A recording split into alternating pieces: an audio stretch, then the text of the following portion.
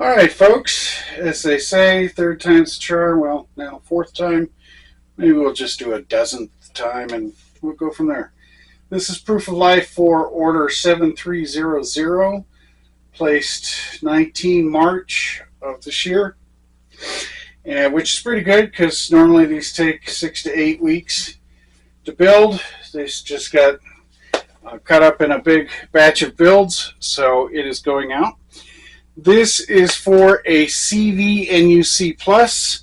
It's a ColecoVision clone that uses real chips. It's not emulation. It's got, let me show it to you. It's got in it real Zilog Z80. This is the TMS 9128. That's the video chip.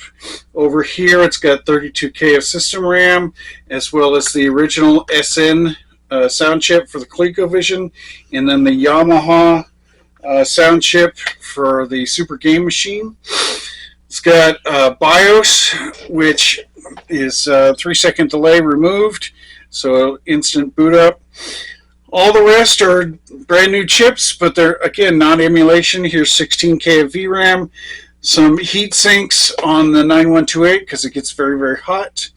This is a quad board. It's a USB interface so that it will allow you to play the games that use the driving controller or the Super Roller controller and things like that. 2 joystick ports using the standard joysticks. Also will take Atari joysticks. This is a pause button, and here's the system reset button. There is, let's take that off. There is a keypad built in. And then this is a 3D printed case, but the heat sets have been put in it on each of the corners so that it will be very easy to screw and unscrew if you wanted to do that. For example, let's say you wanted to put a different BIOS in there, a pencil BIOS. It works just fine. In fact, I've got mine set up, my personal one set up, so that I flip a switch and I go from the ColecoVision BIOS to the pencil BIOS. There's only like one cartridge out there that's been dumped for the pencil, but you can boot it up. You can have fun with it. Let's see. It's 100% compatible. We have noticed that one Super Game Module cart, Bosconian, works fine when you play it as a ROM, but the physical cartridge, for some reason, doesn't recognize the SGM status. And we really don't know why. We think it's a vagary of how the cartridge was built. Not that the cartridge was inferior or anything like that. That's not what I'm saying at all. The ROM works fine. It recognizes it as a Super Game Machine, and everything else works as is. So, not quite sure what to tell you on that one.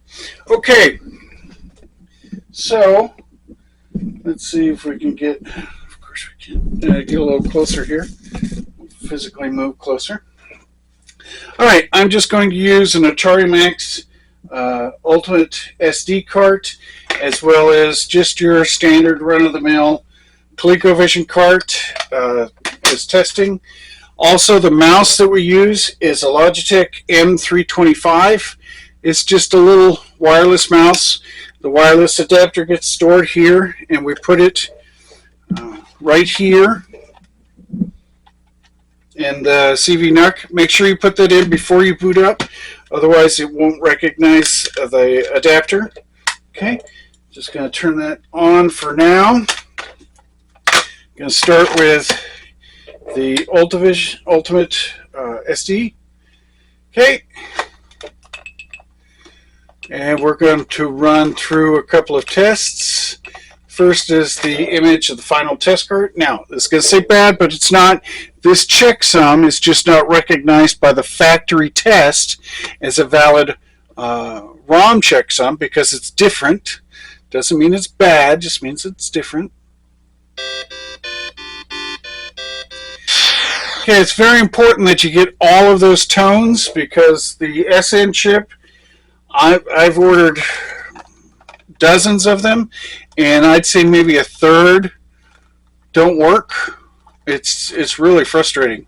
And the Yamaha chips don't work either. I'm just running through these. Sorry, I do it so many times I forget to announce it. Now I'm going to do on the keypad. You'll see it flash on the screen there. Okay. And then let's do controller 2. Doing the diagonals is always a pain in the butt. Okay, 1, 2, 3, 4, 6, 7, 8, 94, 36. Hike. Alright, so that's that. Let's do a reset here. Let's test the SGM.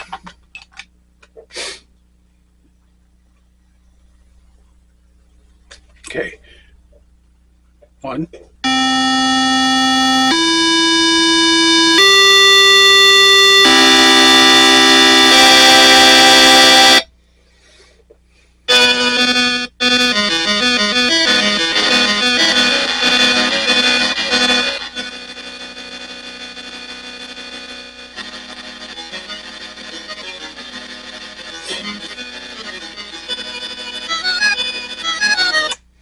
Okay.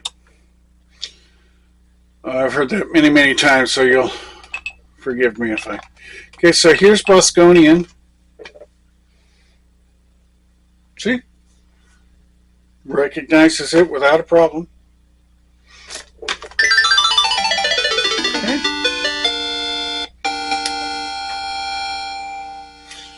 That is the problem with hitting reset on the cartridge. I should hit reset on the system, but if I hit reset on the system, it just goes back to the start screen for the cartridge. Okay. The other thing we're going to test is rooms. We're going to do turbo.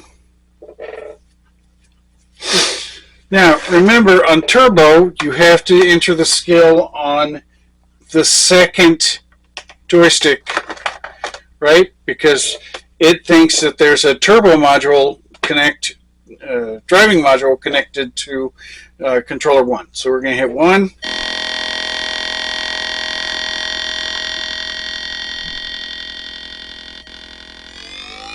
Okay. All right, let's hit the shift is on controller 2 as well. Okay.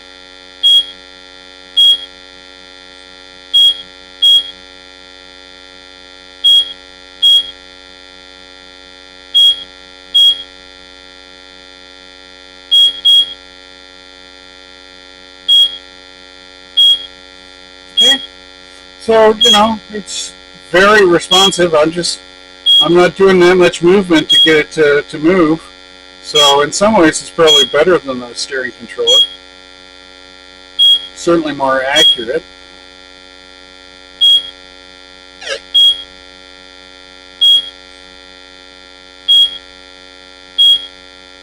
Okay.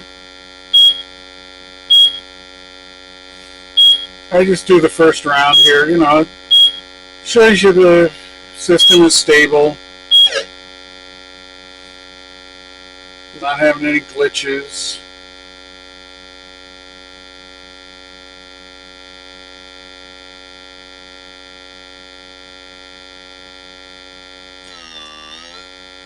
No, that's just the monotony of the car. Oh, nose!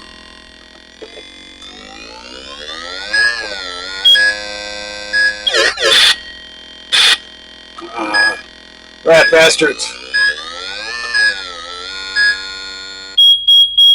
Alright. Okay, well, I should hit reset. Let's see here. Do a 32K ROM. How about that? Okay, well, I don't have any.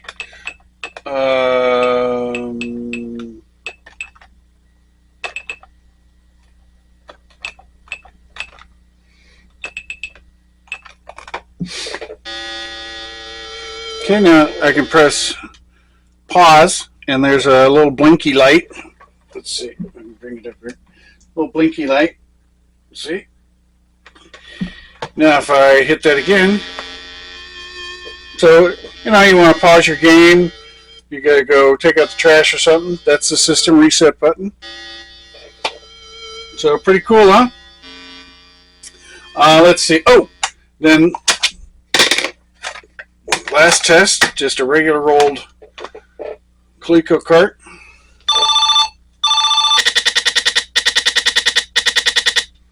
Shall we play a game?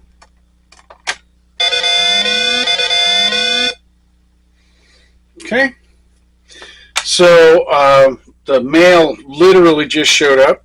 So this will go out tomorrow, unless I drive over to the post office, which I probably will, since tomorrow's Friday and we're closed on Friday. Anyways, I hope you enjoy it. Person that ordered 7300, and I hope you enjoy our videos. And